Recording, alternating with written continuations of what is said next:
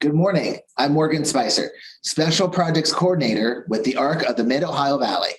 And I'm Melissa Southall, Self-Advocate Coordinator with the ARC of the Mid-Ohio Valley and People First.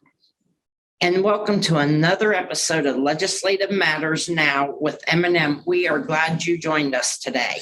Yes, thanks so much for joining us. Today, Melissa and I are going to speak about a very important topic that affects self-advocates, and that topic is known as redistricting. Today, we will help you understand the importance of redistricting by speaking to today's special guest who will join us in just moments. First, let's talk about the purpose of this show and what we hope to accomplish. The purpose of this show is to educate you, the self-advocate, about important legislative topics that concern you, as well as explain these topics to you so you can understand them without confusion. We also do a segment called Advocate in Action, where we interview a self-advocate who is using their self-advocacy skills in a positive light to either benefit their life or lives around them. But first, it's time for Who You Gonna Call. Today on Who You Gonna Call, as you stated, our topic has to do with the U.S. Census and its effects. You've heard there are changes coming due to the U.S. Census that will affect the number of representatives in Congress from West Virginia, and also will cause something called redistricting too in West Virginia. Who do you call to find out about that? A, your city council member. B, your state House of Delegates and state senators. C, your U.S. senators or U.S. Congress members. Or D, another person who is an expert in the field. What do you think, Melissa? I think the answer is B, your state House of Delegates and state senators. Okay. How about you, Morgan? I think the answer is B. All right, Melissa, is that your final answer? Yes. How about you, Morgan? Final answer. All right, let's find out. You are both correct. Your state House of Delegates and state senators. For a little explanation. In a census year, data is collected based on the residents of the population on April the 1st. At the state level, by April 1st of the year following the census, which in this case is this year, 2021, the Census Bureau Director will be providing geographically defined population counts to the governor, legislative leaders, and state liaisons. Once the initial plans are completed, the House and Senate generate the reports and maps needed for the formation of a redistricting bill. This normally takes place during a special session the year following the census. A change in the population of a state can also change the number of members of the U.S. House of Representatives from each state. West Virginia saw a decrease and will lose a Congress member next election. To encourage self-advocacy and awareness of this subject, there will be several hearings as well as virtual hearings being held that are open to the public. The virtual meetings will be held via Zoom, and the time for these virtual meetings will be announced at a later time. The public hearings will be on certain dates and locations. You are welcome to join in and weigh in on why it matters to you and voice your opinion. Redistricting affects self-advocates, and we want you to be informed on what's going on around you. For more information, we encourage you to visit www.wvlegislature.gov/redistricting for up-to-date times and locations of these hearings. Now, each public hearing is from 6 o'clock p.m. to 8 o'clock p.m., and we encourage you to attend any of these in-person hearings as well as the virtual hearings when they're announced and make your voice heard, because you as a self-advocate have a voice, and that voice matters.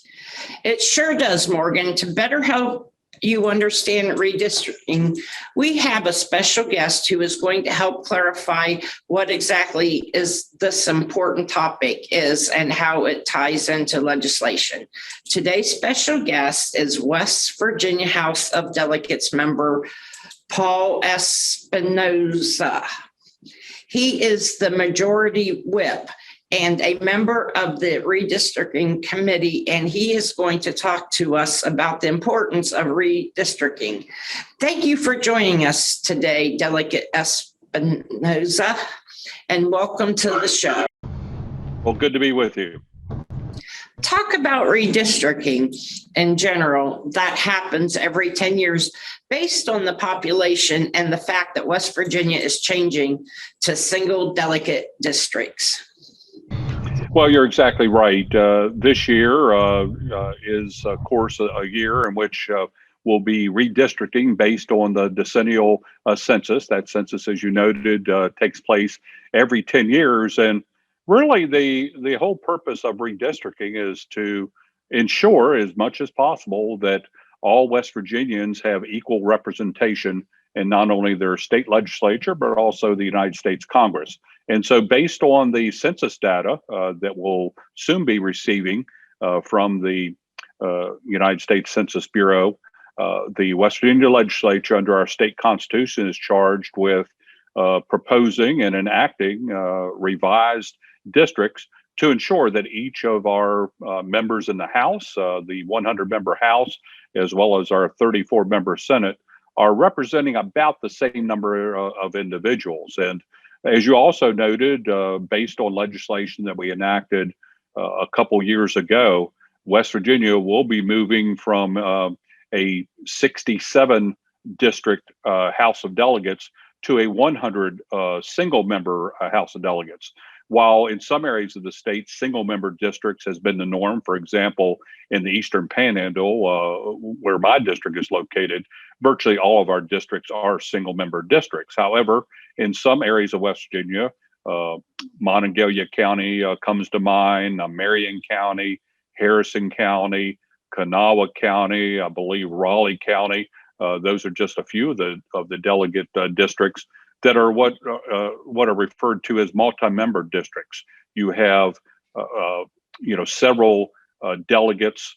In the case of Monongalia County, you have up to 5 delegates representing a fairly large district. Well, one of the things that I know our caucus in the legislature has been advocating for a number of years is to go to single member districts, and we believe that will make districts much more responsive to members, and to their constituents.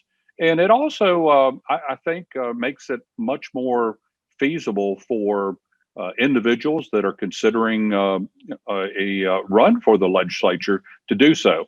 If you think about it for a moment, trying to mount a first-time campaign in a large multi-member district such as Monongalia County, one, it'd be very, very expensive, and it does put a new entrant into the legislative process at a disadvantage to incumbents.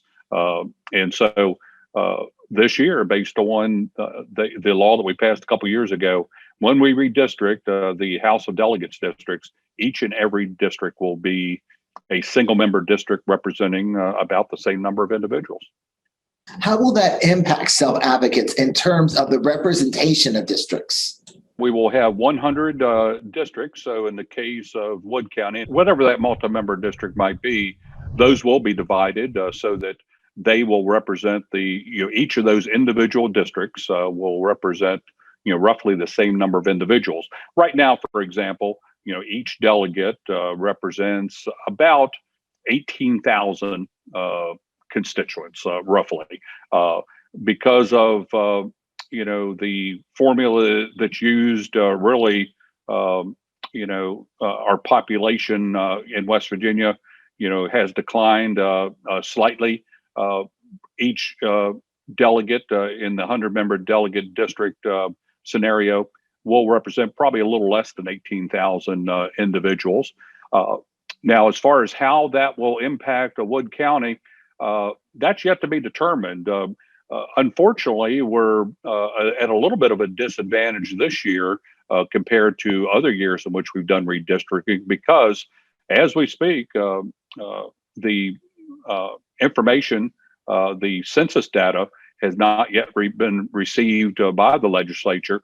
We won't actually receive that information till a little later in August. And then I believe September 30th is when we're scheduled to receive the final census data from the United States Census Bureau. So while it's a little difficult at this stage to speak specifically about proposals for redistricting, we thought it was very important to reach out to our constituents across the state and to see what their ideas are regarding redistricting. And so, for example, in the Wood County area, we do have a public hearing scheduled for September 16th. That's one of about a dozen public hearings that we've scheduled around the state to hear suggestions from individuals in each community to get their ideas as to what that redistricting should look like, understanding that we really won't be able to draw up proposed maps until we get that final census data in late August and in September. How important is it for self-advocates to participate in these public hearings and bring their ideas to the table? Well, we very much want to hear the perspective of West Virginians, not only for the West Virginia House of Delegates districts, which of course is of particular interest to me as a member of the House Redistricting Committee, but also for our senatorial districts, our state senatorial districts, as well as the United States House of Representatives. In West Virginia, unfortunately, we'll be going from 3 congressional representatives to 2 based on population vis-a-vis other states. And so our congressional maps will look much different. And we very much want to hear from our constituents on what they think our congressional map should look like as well. One of the primary considerations is to ensure that, again, each district is roughly the same population. So we need to get each of those 2 congressional districts, each of the state senatorial districts, and each of the House districts, roughly the same population, compared to the others.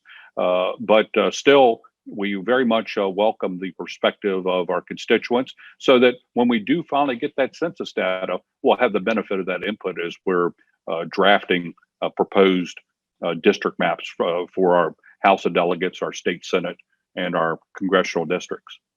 We know that transportation is a major issue in West Virginia. Are there any other ways self-advocates can send in their comments, or will there be any virtual meetings? Well, absolutely. We will have several virtual meetings at a date and time to be announced later. Right now, again, I believe the last in-person redistricting hearing, at least the ones that are scheduled for the Joint Redistricting Committee, is the Parkersburg public hearing. However, there are a variety of ways that individuals can share their perspective. One is through our state redistricting website, wvlegislature.gov/redistricting. And folks can fill out the form, again, share their perspective on both the House of Delegates districts, the state senatorial districts, and the congressional districts. And again, once we've established dates and times for the virtual public hearings, we'll certainly get that information out as well, and appreciate your assistance and helping your viewers understand when those virtual public hearings will be taking place. They'll be taking place in September after the Parkersburg public hearing, but we'll certainly get that information out just as soon as those dates and times are set. Thank you so much for your time, Delegate Espinoza. You definitely answered a lot of questions. Yes, thank you so much for joining us this morning. Well, again, appreciate the opportunity, and would encourage your viewers to either attend one of our public hearings in person or virtually, or go to our state redistricting website and share their perspective. We're very much interested in knowing West Virginians' suggestions for how we conduct redistricting over the next coming weeks. We hope that that helped you all further understand the purpose of redistricting and its importance to self-advocates.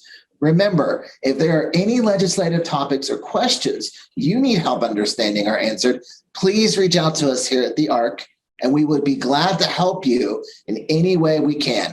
You can call us here at 304-422-3151, or you can email me or Melissa. My email address is morgan.spicer@thearcmov.org, or you can email Melissa. Yes, and my email address is melissa.southall@peoplefirstwv.org. We would love to hear from you. Our next segment is called Advocate in Action, and the purpose of this segment is that we get to talk to someone who has used their self-advocacy skills to get where they are. That's right, Melissa. And today we are talking to Kendrick Shaw, who will talk to us about her life and some of the challenges she has faced and how she has either overcome them or is in the process of overcoming them. Thank you so much, Kendrick, for joining us today, and welcome to the show. Thank you for having me. Kendra, what have been some of the barriers in your life to live the way you want to? This could include having a job, living where you want, etc. Well, as you probably already know, there's more than one barrier. So a couple of the barriers that I've faced is employment. I really found it quite difficult when I decided to seek employment, to find that employment, because things would go well initially, like during the interview stage, especially if that interview took place on the phone. But it kind of had a different look when I actually showed up for in-person interviews and things like that. So that has been a huge barrier.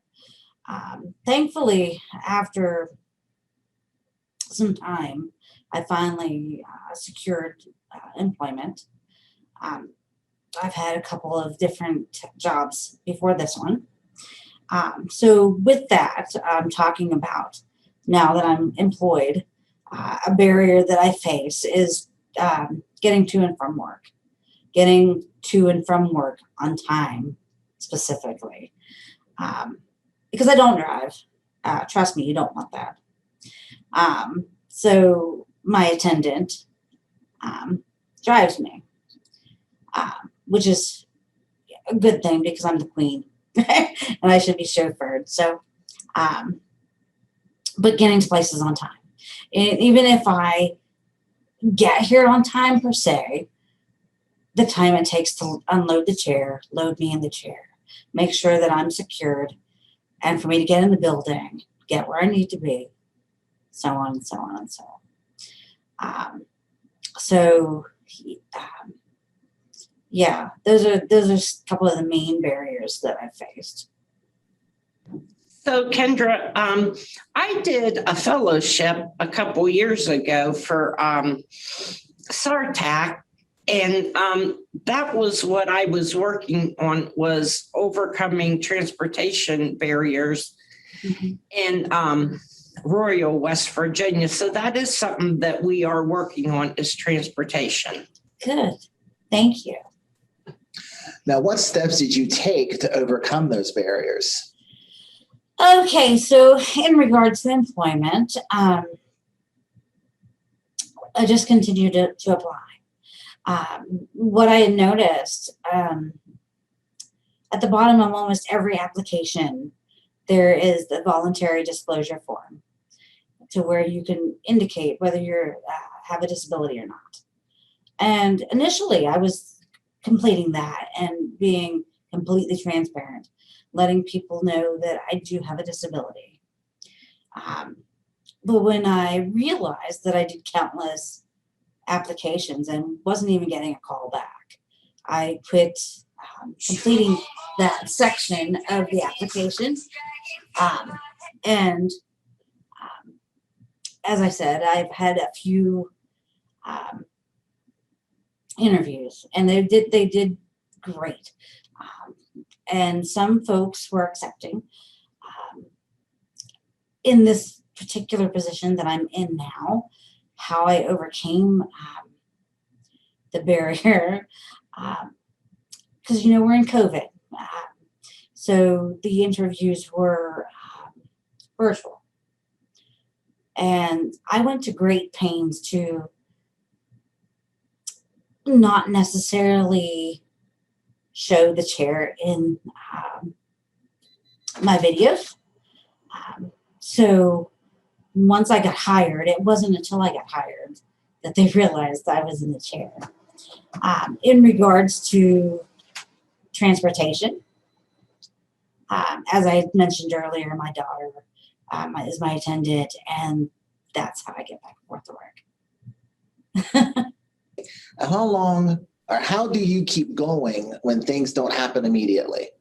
Oh boy. It took some time, as I'm sure you know. I was actually looking for employment probably a year and a half, 2 years. And it was frustrating because you feel like you're never going to get a job. You feel like they're never going to call you.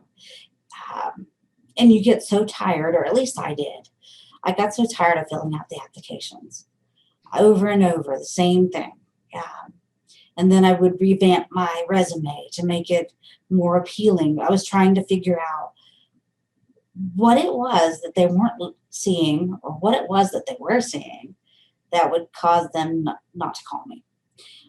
So how I dealt with that was pretty much talking to folks like yourselves, people that are good support, those that would give me uplifting words and reassure me of what I already knew, that I am capable, I am smart, I have these skills. I